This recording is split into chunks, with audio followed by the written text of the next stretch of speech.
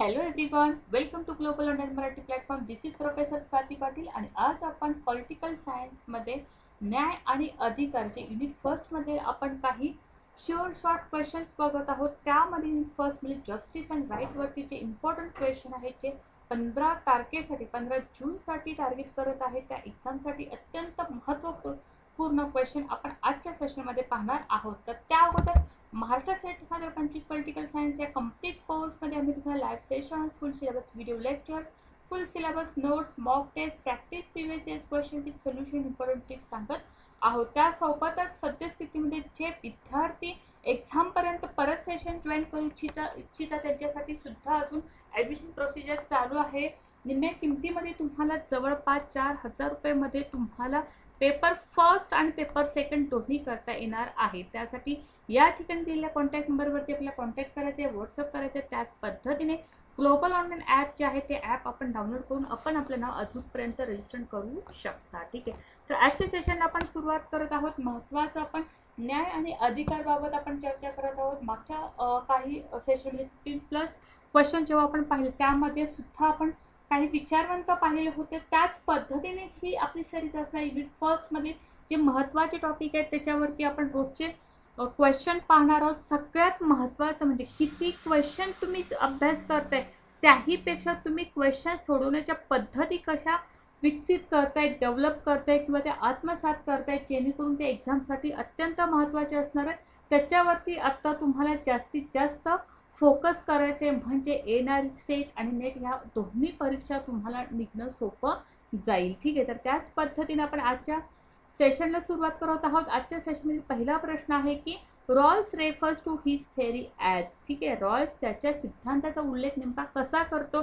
Justice as equality, justice as fairness, justice as liberty or none of the above. ठीक आहे. तर Rawls त्याच्या सिद्धांताचा उल्लेख न्याय म्हणजे समता, न्याय म्हणजे निपक्षता, न्याय म्हणजे स्वातंत्र्य का वरीलपैकी काही नाही असा करतात. ठीक आहे. तर आपण ह्या पद्धतीचा प्रश्न आपण जेव्हा रॉल्स बघत होतो तेव्हा सुद्धा आपण पाहिलं होतं की न्यायाचे तत्व म्हटले की आपण सांगितलं होतं की जस्टिस इज इक्वल टू आपण जॉन रॉल्स लक्षात ठेवतो. मात्र त्याची थेअरी नेमकी कसा उल्लेख करते जस्टिसचा ते आपल्याला पाहायचं आहे. तर न्याय म्हणजे समता आहे का? नाहीये. न्याय म्हणजे स्वातंत्र्य आहे का? तर सगळ्यात जास्तीत जास्त आयडियल काय आहे? तर न्याय म्हणजे निपक्षता आहे असा त्याने सिद्धांताचा वापर केलेला आहे. त्यामुळे त्याचा आन्सर आहे, आन्सर इज दॅट हिअर बी आहे. एक्सप्लेनेशनमध्ये आपण पाहिलेलं होतं की रॉल्स हा सामाजिक करादृष्टीकोनावर आधारित सामाजिक न्यायाची जी संकल्पना आहे ती तटस्थ प्रवृत्तीने बघतो. सामाजिक करार दृष्टिकोन मानतो. समाज हा समाजातील सर्व लोकांमधील करार म्हणून अस्तित्व आहे. म्हणजे एकंदरीत हा रॉल्स आहे तो अमेरिकन नैतिक राजकीय तत्वज्ञानी म्हणून पाहिलं जातो. त्याने 1971 मध्ये अ थेअरी ऑफ जस्टिस त्यानं मांडलेलं होतं, प्रकाशित केलं होतं. समाजातील वितरणात्मक न्यायाची समस्या त्यानं मांडलेली होती. म्हणजे एकंदरीत न्यायाची संकल्पना ही समता, स्वातंत्र्याबरोबरच निपक्षपाती कशी असते हे आपल्याला सांगितलेलं आहे. त्यामुळे त्याचा आन्सर आहे, answer is that here justice as a fairness. ठीक आहे. पुढचा प्रश्न आहे okay, the purpose of the veil of ignorance is to. जे की आपल्याला विचारले की अज्ञान का आवरण किंवा अज्ञानाचा पडदा असं म्हटलेलं आहे. त्याचा नेमका उद्देश काय? हिंदीमध्ये थोडंसं इथं ट्रान्सलेट झालेलं आहे. जो पडदा आहे अज्ञानाचा पडदा, वेल ऑफ इग्नोरन्स अत्यंत महत्त्वाचं आहे त्याच्या थेअरीमधलं. तर ते नेमकं काय आहे? तर त्यांनी काय prevent contractors from adapting principles of justice that unfairly advantage themselves, make the decision of which principles of justice to adapt simpler and easier, ensure that the principles of justice selected are not too complicated for ordinary people to follow, or all of the above. ठीक आहे. तर आपल्याला काय सांगितलं की कलाकारांच्या न्यायाप्रमाणेच ही तत्व आपल्याला परवानगी देऊ शकत नाहीत. जो त्यांच्यासाठी अनुचित म्हणून लाभार्थी असेल. आम्ही निर्णय घेणे सोपे सरळ बनवते की न्याय कोणते सिद्धांत आपणाय, सुनिश्चित करा की तुमच्याद्वारे निवडलेले न्यायाचे सिद्धांत असतील किंवा वरीलपैकी सर्व असं आपल्याला विचारण्यात आलेलं आहे. पर्याय थोडेसे हिंदीचे ट्रान्सलेट झाल्यामुळे थोडंसं कन्फ्युजन होईल. पण जर आपण बघितलं की अज्ञानाचा पडदा म्हणजे नेमकं काय आहे, तर एकंदरीत अज्ञानाचा पडदा म्हणजे ह्याचा अर्थ काय होतो की जी काही तत्व आहेत न्यायाप्रमाणे चालण्याची तत्व आहेत ते आपल्याला परवानगी देऊ शकत नाही. त्यांच्यासाठी अनुचित लाभार्थी म्हणून असेल. Prevent contract from adapting principles of justice that unfairly and advantage themselves. त्यामध्ये त्याचा आन्सर आहे, आन्सर इज दॅट ए आहे. ठीक आहे. जे आपण रॉल्स म्हणतो की अज्ञानाचा पडदा म्हणजे काय, त्याने काय सुचवलंय, काय कल्पना आहे, की असं विचार करा की आपण अज्ञानाच्या पडद्यामागे बसलेलो आहोत. आपण कोण आहोत हे जाणून घेण्यापासून, आपल्या वैयक्तिक परिस्थितीची ओळख पटवण्यापासून रोखतो. म्हणजे आपल्या परिस्थितीबद्दल अज्ञानी राहून आपण समाजामध्ये कसं कार्य करावे याचा अधिक वस्तुनिष्ठपणे विचार करण्याचा जो प्रयत्न आहे तो वेल ऑफ इग्नोरन्स मध्ये आपल्याला जॉन रॉल्सने सांगितलेलं आहे. ठीक आहे. आणि त्याच्याही महत्त्वाचं म्हणजे जॉन रॉल्स पडद्याच्या पूरक ज्या गोष्टी आहेत त्याही सांगतो की स्वातंत्र्य तत्व आणि फरक तत्व ते आपण पाहिलेच आहे. फरक तत्वानुसार कोणत्या गोष्टी होतात, स्वातंत्र्य तत्वानुसार काय होतं, तर स्वातंत्र्य तत्वानुसार सामाजिक करण आणि इतरांच्या स्वातंत्र्यावर हस्तक्षेप कोणत्याही प्रकारचा न करता प्रत्येकाला शक्य तितकं जास्तीत जास्त स्वातंत्र्य मिळेल याची खात्री करून देण्याचा प्रयत्न केला पाहिजे. जे त्यांनी तत्व सांगितले की फ्रीडम प्रिन्सिपल आणि डिफरन्शिएट प्रिन्सिपल. तर भेद तत्वानुसार काय, तर त्यामध्ये प्रत्येकाला त्याच्या संधी नुसार म्हणजे त्याच्या क्षमतेनुसार त्याला त्यानुसार संधी मिळणं अत्यंत महत्त्वाचे. अशा पद्धतीने आपल्याला ते दोन तत्व पाहायला मिळतात.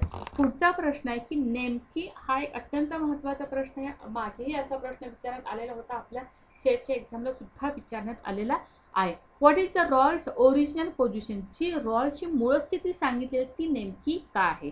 A primitive cultural condition, an experimental setup used by psychologists, a historical event at which people agree to form a state, a hypothetical situation, a thought experiment. हा प्रश्न आपल्याला जॉन रॉल्समध्ये सुद्धा पाहायला मिळतो आणि त्याच्या थेअरी जस्टिसमध्ये सुद्धा पाहायला मिळतो.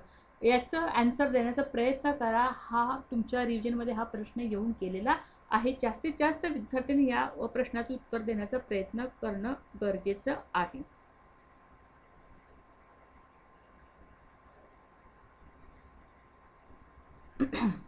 काय आहे रॉल्सची मूळ स्थिती. एक आदिम सांस्कृतिक स्थिती आहे. मानसशास्त्राने वापरले एक प्रायोगिक रचना आहे. एक ऐतिहासिक घटना आहे ज्यामध्ये लोक राज्य स्थापन करण्यास सहमती होतात. किंवा एक काल्पनिक परिस्थिती आहे की एक विचार प्रयोग म्हणजे हायपोथेटिकल सिच्युएशन, एक थॉट एक्सपेरिमेंट आहे का. ओके. तर मूळ स्थिती आपण बघितलं तर एक ही काय आहे, हायपोथेटिकल सिच्युएशन, एक थॉट एक्सपेरिमेंट असलेली दिसून येते. हे चुकून आन्सर हे झालेले होते. ॲक्च्युली आदिम संस्कृती नाही आहे बरं का. एक हायपोथेटिकल सिच्युएशन, एक थॉट एक्सपेरिमेंट असलेलं दिसून येतं. ठीक आहे. त्यामध्ये त्याचा आन्सर आहे, आन्सर इज दॅट डी आहे.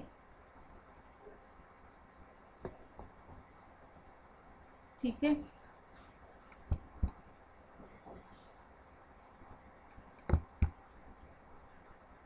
हां. न्यायाचा सिद्धांत विकसित करताना रॉल्सने मूळ स्थिती ही संकल्पना पद्धतीने मांडलेली आहे. त्याच्यामध्ये त्यांनी काल्पनिक परिस्थिती निर्माण केलेली आहे. या विचार प्रयोगामुळे परत आपण तो अज्ञानाचा पडदा त्याने या भूमिकेतून सांगितले. रॉल्सची मूळ भूमिका नेमकी काय, तर समाजात अस्तित्वात असलेल्या न्यायाच्या तत्वाचे प्रतिबिंबित करताना दिसतो. लोकसंख्येमधील मुक्त निपक्ष संवादावर आधारित असलेली दिसून येते.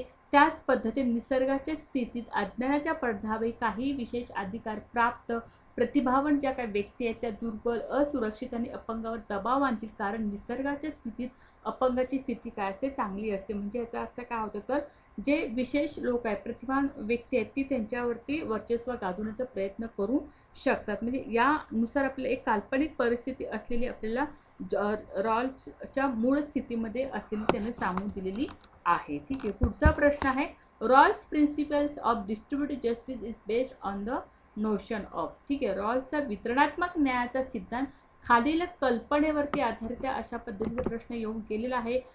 त्यागावरती, फरक तत्वावरती, समानतेवरती किंवा एंटायटलमेंट हक्कावरती. ठीक आहे. हा प्रश्न नक्की येण्याचे चान्सेस राहतील. अशा प्रकारचा प्रश्न येऊन गेले.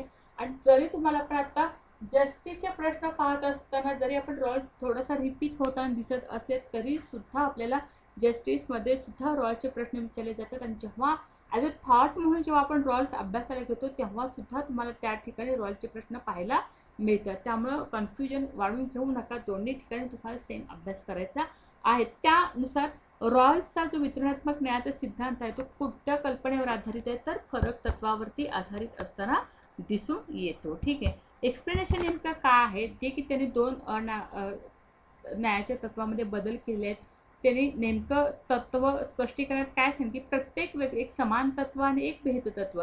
प्रत्येक व्यक्तीला सर्वांसाठी समान स्वातंत्र्यपणाशी सुसंगत समान मूलभूत स्वातंत्र्याच्या सर्वात व्यापक प्रणालीचा त्याने समान अधिकाराचं नाही. भेदमध्ये प्रत्येकाला त्याच्या क्षमतेनुसार त्याला संधी मिळणं गरजेचे आहे, अशानुसार त्यांना फरक तत्व मांडण्यात आलेलं आहे. म्हणून वितरणात्मक तत्वामध्ये रॉलच्या वितरणात्मक न्यायाच्या सिद्धांतामध्ये कशावरती आधारित असते दिसून येते, तर ते फरक तत्वावरती आधारित असलेलं दिसून येते. ठीक आहे. पुढचा प्रश्न आहे मार्क्सवरती काय विचारण्यात आलेले आहे. मार्क्सवरती अधिकाराबाबत हा प्रश्न आपल्याला विचारण्यात आला की मार्क्स कन्सेप्ट ऑफ जस्टिस बाबतच आहे. Marks concept of justice demands. ठीक आहे. मार्क्सच्या न्यायाच्या संकल्पनेची आवश्यकता काय आहे. राज्य नियमित न्याय करणं पाहिजे, वर्ग रचनेचे उच्चाटन पाहिजे, न्याय कायदे बनवणे का उत्पन्नाची साधने राज्याच्या नियंत्रणाखाली ठेवणे. आता का आवश्यकता आहे. आता हे असे कोर्स केले जातील आणि त्यानुसार आपल्याला त्या कोर्सनुसार आपल्याला ते पर्याय निवडायचे असेल, अशा पद्धतीने सुद्धा आपल्याला प्रश्न विचारले जातात, याची प्रॅक्टिस आपल्याला असणं अत्यंत गरजेचं आहे. थोडंसं विचार करून प्रश्नाचं उत्तर देण्याचा प्रयत्न करा. जर तुम्हाला मार्क्स व्यवस्थित समजला असेल तर त्याच्या कन्सेप्ट म्हणून जस्टिस काय डिमांड करतो हे तुम्हाला लक्षात येईल. ठीक आहे. जर आता आपल्याला ह्याबाबत जर पाहिजे तर वर्ग रचनेचे उच्चाटन की ॲबॉलिशन ऑफ क्लास स्ट्रक्चर त्यांना पाहिजे होतं. जर बी पाहिलं तर बी ज्या ठिकाणी आहे ते आपलं आन्सर असेल. ठीक आहे. तर ह्या ठिकाणी तर हे एलिमेंट होऊ शकतं. आता हे ए बी सी डी असेल का बी आणि डी असेल. आता जर राज्य नियमित स्टेट रेग्युलेट जस्टिस करते, राज्य न्याय देण्याचा प्रयत्न करतो का, राज्य उलट नको आहे असं सांगितलेलं आहे. ठीक आहे. त्यामुळे हे एलिमेंट होतं. त्यासोबत न्याय कायदे बनवणे पाहिजे नाही, न्याय कायदे बनव किंवा नाही हे नाही सोपं. उत्पादनाची साधने राज्याच्या नियंत्रणात हे तर पहिलं नाही. डी तर अजिबात होऊ शकत नाही. उत्पादनाची साधने राज्याच्या नियंत्रणात ठेवणे मात्र कशासाठी placing means of production under state control जरी असलं तर त्या ठिकाणी साम्यवाद ऍक्च्युली अपेक्षित आहे. बरोबर, साम्यवाद त्या ठिकाणी अपेक्षित आहे, पण न्याय कायदे बनवणं असं अपेक्षित नाहीये.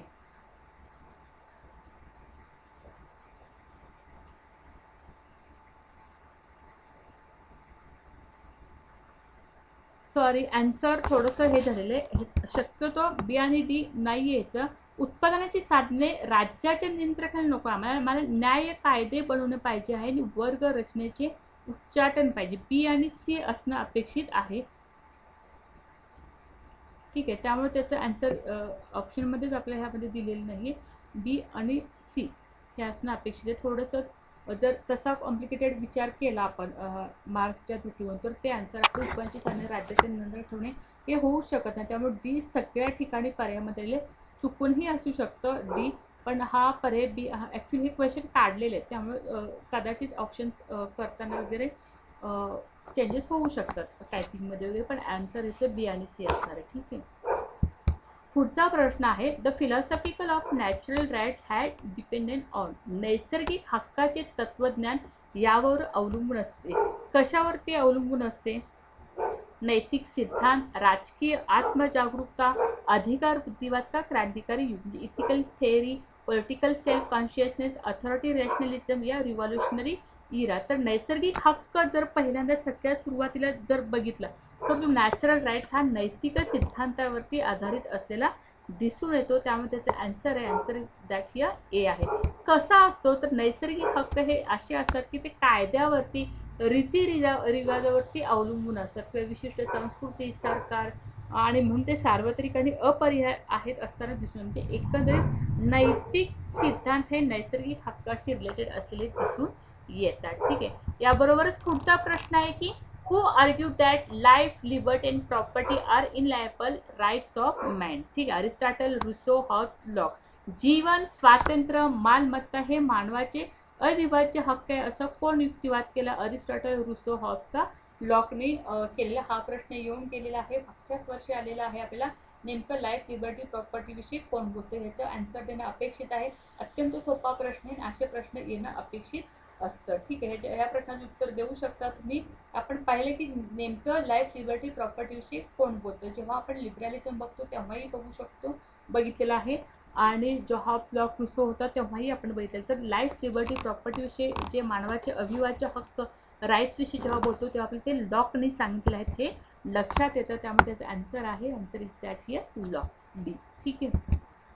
आधुनिक काळातील सर्वात प्रभावशाली राजकीय तत्वज्ञान म्हणून आपण लॉककडे पाहिलं जातो. त्याने युक्तिवाद काय केले की लोकांना जीवन, लाईफ, लिबर्टी आणि प्रॉपर्टीचा अधिकार आहे जो कोणत्याही विशिष्ट समाजाच्या कायद्यापासून काय आहेत, स्वतंत्र आहेत. कायदेशीर राजकीय सरकार हे सामाजिक कराराचे परिणाम आहेत हे समजून घेण्याचा औचित्याचा एक भाग म्हणून लोक नैसर्गिकरित्या स्वतंत्र आणि समान आहेत असा लॉकने त्यावेळी दावा केला होता. म्हणजे त्याने लोकांना जास्तीत जास्त आनंद घेण्याचा अधिकार आहे, मालमत्ता स्वीकारण्याचा अधिकार आहे, मालमत्ता धारण करण्याचा अधिकार आहे, चांगलं आरोग्य धारण करण्याचा अधिकार आहे, अशा पद्धतीने आधुनिक विचारवंत म्हणून जॉन लॉकने अत्यंत महत्त्वाचं जीवन स्वातंत्र्य आणि मालमत्ता हे मानवाचे अविभाज्य हक्क आहेत हे आपल्याला सांगण्यात आलेले आहे. पुढचा प्रश्न आहे राईट्स रिलेटेड आहे. The universal declaration of human rights was adopted. प्रश्न येऊन गेलेला आहे. मानवी हक्काची सार्वत्रिक घोषणापत्र कधी स्वीकारण्यात आलेली होती? 1 डिसेंबर 1948, 10 डिसेंबर 1948, 11 डिसेंबर 1948 का 31 डिसेंबर 1948? अत्यंत क्वेश्चन हे एकसारखे वाटायला लागतात, आन्सर एकसारखे वाटायला लागतात. थोडंसं विचार करा आणि हे जे क्वेश्चन असतात यामध्ये फॅक्ट्स जे असतात ते आपल्याला माहिती असणंच गरजेचं आहे. 10 डिसेंबर जे आहे तो आपण मानवी हक्क दिन साजरा करतो, त्यामुळे या ठिकाणी एकच ऑप्शन आहे, त्यामुळे जास्त कन्फ्युजन करण्याची गरज नाही. त्याचा आन्सर आहे बी.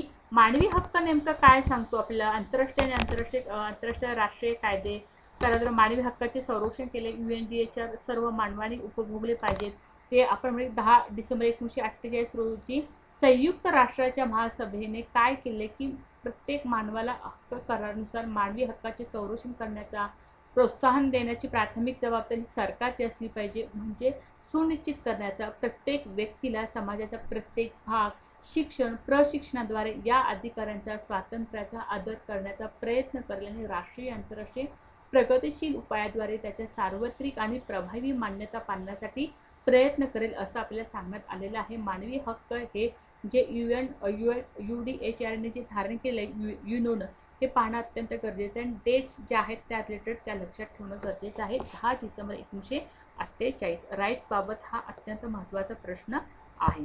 पुढचा प्रश्न आहे त्याच रिलेटेड आहे की what does the UN charter says about human rights. ठीक आहे, संयुक्त राष्ट्र संघाचा सनद मानवी हक्काबद्दल नेमकं काय म्हणतो? ते काय म्हणतात? फर्स्ट ऑप्शन तो मूलभूत मानवी हक्कावर मानवी व्यक्तीच्या प्रतिष्ठेवर आणि मूल्यावर पुरुष आणि महिला आणि मोठ्या आणि लहान राष्ट्रांच्या समान हक्कावर विश्वास ठेवतो. तो कोणताही स्पष्ट उल्लेख करत नाही, परंतु शांतता आणि सुरक्षितता वैयक्तिक हक्काशी जोडली गेली आहे असा उल्लेख करतो. सी मध्ये देण्यात आलेले की संयुक्त राष्ट्र संघाचा सनद म्हणतो की मानवी हक्क सार्वत्रिक आहे आणि सर्व सदस्यांनी त्याचा पूर्णपणे आदर केला पाहिजे, अन्यथा सुरक्षा परिषद कारवाई करेल. दिलेले पर्याय योग्य नाही. त्याचा आन्सर आपल्याला सांगण्याचा आपण प्रयत्न करा. आता जर अशा प्रकारचे प्रश्न पाहिले तर जेवढा आयडियल दिलेला आहे, आता मानवी हक्काविषयी बोलूया आणि ते नेमकं काय म्हणत. ज्यावेळी आपण युनायटेड नेशनचा विचार करतो त्यावेळी जेवढं प्रभावी जेवढं प्रोत्साहनशील गोष्टी असतात तेवढं ते बोलताना दिसून येतं. आता वरीलपैकी कोणताही पण हे होऊ शकत नाही. सण काय मानवी हक्क सार्वत्रिक आहे, सर्व त्यांची पूर्णपणे आधार केला, अन्यथा सुरक्षा परिषदेवर का कारवाई कर, सुरक्षा परिषदेवर कारवाई केलं असं नाहीये. तो कोणताही स्पष्ट उल्लेख करत नाही असं अजिबात नाही, स्पष्टपणे उल्लेख करतो हे माहिती आहे आपल्याला. म्हणून याचा आन्सर हे बघावं लागतं की मूलभूत मानवी हक्कावर मानवी व्यक्तीच्या प्रतिष्ठेवर मूल्यावर पुरुष आणि महिला आणि मोठ्या आणि लहान राष्ट्राच्या समान हक्कावर काय करतात विश्वास ठेवतात. म्हणजे अशा पद्धतीने जर प्रश्न विचारण्यात आले तर त्या रिलेटेड जास्तीत जास्त ज्या गोष्टी आयडियल असतात त्या गोष्टी लक्षात ठेवणं गरजेचं आहे. ठीक आहे, पुढचा प्रश्न आहे 1948 मध्ये संयुक्त राष्ट्राच्या महासभेने काय सांगितलं तर मानवाधिकाराच्या सार्वत्रिक घोषणेमध्ये त्यांच्या सदस्यांच्या अंतर्गत सरकारसाठी एक व्यापक संहिता परिभाषित केली होती. त्यात सर्व मानव समान आहेत, त्यांना समान अधिकार आहेत. या सार्वत्रिक भूमिकेवरती काय देण्यात आला होता? भर देण्यात आलेला होता. त्यानुसार त्याचा आन्सर ए आहे. ठीक आहे, पुढचा प्रश्न आहे शेवटचा प्रश्न आहे या सेशन मधला की कमीत कमी राज्य हे सर्वात व्यापक राज्य हे न्याय ठरवता येते त्यापेक्षा व्यापक कोणतेही राज्य लोकांच्या हक्काचे उल्लंघन करते असं नेमकं कुणी म्हटलेलं आहे. आता हे स्टेटमेंट आपल्याला थॉट विषयी विचारण्यात आले पण हक्काविषयी बातचीत करताना दिसते की नेमकं कोण आहे? रॉबर्ट नोझिक, हाय मायकेल सँडल का जॉन रॉल्स. म्हणजे कमीत कमी राज्याची भूमिका या ठिकाणी सांगितलेली आहे की कमीत कमी राज्य हे सर्वात व्यापक राज्य आहे जे who said the minimal state is the most extensive state that can be justified, any state more extensive violates people's right. प्रश्नाचं उत्तर देण्याचा प्रयत्न करा की कोण आहे?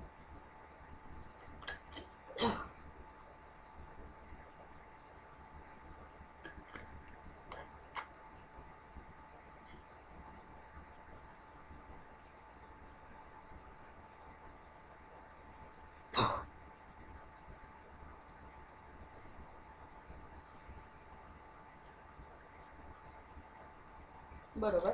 तर यामध्ये आपण बघू शकतो की रॉबर्ट नोझिस जे आहेत त्यांनी कमीत कमी राज्य हे सर्वात व्यापक राज्य हे न्याय ठरवते ते त्यापेक्षा व्यापक कोणतेही राज्य लोकांच्या हक्काचे उल्लंघन करते असं म्हटलेलं आहे. या ठिकाणी आपण बघू शकतो की किमान राज्य म्हणजे काय, जे की आपण म्हटलं शक्य तितक्या चांगल्या अधिकाराचा राज्य किंवा कमीत कमी रोल असणे. जे राजकीय तत्वज्ञानात जर आपण पाहिलं जेव्हा नोझिक सांगतात काय, तर त्यांच्यामध्ये अराजकता राज्य आदर्शवाद या ग्रंथाची ओळख करून दिली होती, जे स्वातंत्र्यवादाचे समर्थन करणारे त्यात सर्वात प्रभावीशाली कार्य होतं. नोझिक नेमकं काय सांगतात, तर समाज ज्यामध्ये कोणतेही सरकार असले नाही या परिस्थितीत ते म्हणतात लोक मोठ्या प्रमाणात जरी पूर्णपणे नसले तरी इतरांच्या हक्काचा आणि स्वातंत्र्याचा आदर करतात आणि या अधिकारामध्ये स्वमालकी मालमत्ता मिळवण्याचा अधिकार असतो. पण जे एकंदरीत कमीत कमी राज्य हे सर्वात व्यापक राज्य आहे, ते न्याय ठरवता येते आणि त्यापेक्षा व्यापक कोणतेही राज्य लोकांच्या हक्काचे उल्लंघन करते. म्हणजे किमान स्थितीमध्ये आर्थिक स्वातंत्र्यावर भर दिला जातो. जे आर्थिक स्वातंत्र्य भांडवलशाहीशी ओळखले जाते. आर्थिक स्वातंत्र्य राजकीय वैयक्तिक स्वातंत्र्य सारख्या इतर प्रकारच्या स्वातंत्र्याच्या केंद्रस्थानी मांडले जाते. म्हणजे अशा पद्धतीने राईटचे जे महत्त्वाचे प्रश्न आहे जस्टिस अँड राईटचे ते आपण आजच्या सेशनमध्ये घेतलेले आहेत. असेच जी सेरीज आपली आहे युनिट फर्स्टची आपण सेरीज चालू केलेली आहे. जे महत्त्वाचे मागच्या सेशनमध्ये सुद्धा आपण काही क्वेश्चन घेतलेले होते लिबर्टीवरती. आजच्या सेशनमध्ये आपण परत न्याय आणि अधिकार जस्टिस आणि राईट्स वरती क्वेश्चन घेतलेले. पुढचेही असेच आपण 10 क्वेश्चन घेणार आहोत आणि त्यानुसार परत आपण मोस्ट इम्पॉर्टंट क्वेश्चन जे युनिट फर्स्ट वरती जे असणार आहेत ते आपण 30+ 50+ असं आपण एकत्रितरित्या घेणार आहोत. मात्र हे जे सेशन्स आता आपण या पद्धतीने घेतो कमी क्वेश्चनचे, त्याच्यामध्ये आपल्याला जास्तीत जास्त क्वेश्चन सोडवण्याच्या पद्धती कशा त्या समजावून घेण्याचा प्रयत्न करा, विथ एक्सप्लेनेशन आठवण्याचा प्रयत्न करा. जास्तीत जास्त रिव्हिजन कशी होईल याच्याकडे जास्त लक्ष देणं गरजेचं आहे. आणि त्याशिवाय जर तुम्ही रोजच्या रोज स्वतः प्रश्न सोडवत असाल ही आशा धरते, कारण जोपर्यंत आपण जास्तीत जास्त स्वतः प्रश्न सोडवत नाही तोपर्यंत त्याचा फायदा होत नसतो. सेशनमध्ये तर आपले प्रश्न होत राहणारच आहेत. मात्र तुम्ही UGC नेटचं पण मी तुम्हाला सांगितलं होतं की आपलं उपकार पब्लिकेशनचं खूप चांगलं पुस्तक आहे किंवा सेटचं सुद्धा प्रिव्हियस इयरचं क्वेश्चन बुकलेट आहे ते सुद्धा तुम्ही रेफर करू शकता. तर अशा पद्धतीने आताच्या सद्यस्थितीमध्ये तुम्ही रोजच्या रोज प्रश्न उत्तर जास्तीत जास्त वेळ देणं गरजेचं आहे. रिव्हिजन तुम्ही करत असाल जे आतापर्यंत वाचलेले आहेत त्याच्यावरती जास्तीत जास्त रिव्हिजन करा. नवीन वाचण्याचा काही प्रयत्न करू नका. स्वतःच्या नोट्सवरती जास्त विश्वास ठेवा. आतापर्यंत केलेल्या अभ्यासावरती जास्तीत जास्त विश्वास असू द्या, जेणेकरून तुमचा येणारा कॉन्फिडन्स आत्मविश्वास आहे तो शेवटपर्यंत तुम्हाला तसा व्यवस्थित टिकवून ठेवता येईल. आणि नक्कीच मला कमेंटमध्ये सांगा की मॅडम आतापर्यंत आपल्या सेशन बघितल्यानंतर किंवा आतापर्यंत आपला कॉन्फिडन्स जो आहे तो टिकून आहे, वाढत आहे. अजिबात लूज करू नका. जरी तुम्हाला असं पुन्हाही वाटले की नाही मला असं थोडंसं लूज वाटतंय किंवा कॉन्फिडन्स येत नाहीये किंवा भीती वाटते, असं जर काय तर नक्की मला कॉल करा, नक्की मला मेसेज करा. आपण बोलू शकतो आणि त्याच्यावरती सोल्युशन काढू शकतो. मग पेपर फर्स्ट असेल पेपर सेकंड असेल तर दोन्ही विषयाबाबत आपण चर्चा करू शकतो. ठीक आहे. आणि जर या उपरही काही शंका असेल तरी सुद्धा तुम्ही विचारू शकता. ठीक आहे. तर आजचं सेशन आपण या ठिकाणी समाप्त करत आहोत. धन्यवाद.